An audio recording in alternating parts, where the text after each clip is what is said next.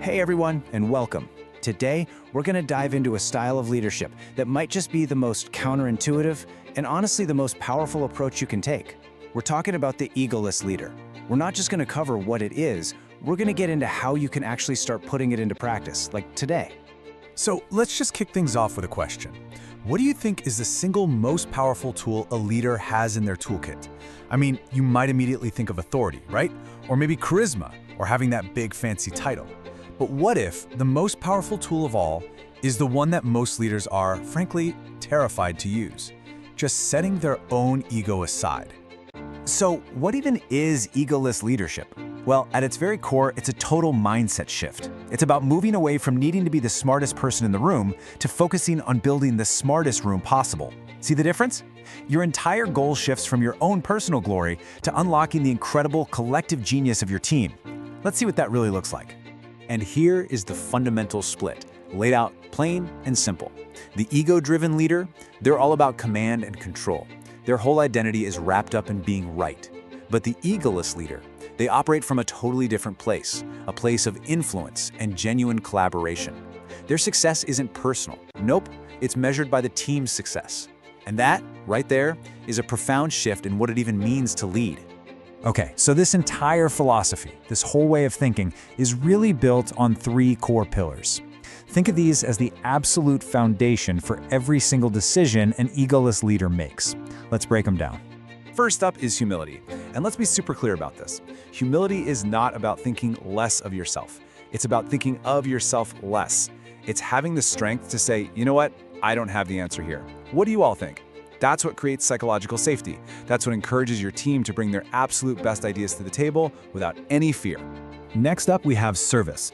This is really the heart of what's often called servant leadership. Your role just completely flips. You're no longer the director, you're the enabler.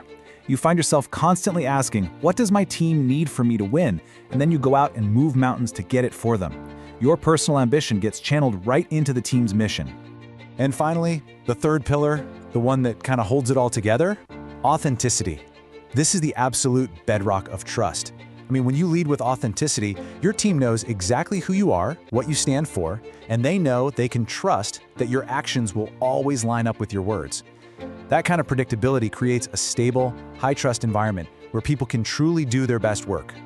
So knowing these three pillars, that's one thing. But actually living them, that's where the real work begins. So now we're going to shift from the theory, from the classroom, and get into the real world. This is about turning these concepts into true, reliable competence. I absolutely love this analogy. Think about it. You wouldn't expect to become an amazing athlete just by reading a bunch of books about sports, would you? Of course not. Leadership is exactly the same. It takes practice. It takes repetition. It's all about building that muscle memory in a safe, controlled environment before you step out onto the main field. So how do you actually do it? How do you practice? Well, you use this simple but incredibly powerful loop. First, you pick a real-world challenge, maybe something like giving really tough feedback. Then you role-play an egoless response, maybe with a mentor or trusted colleague.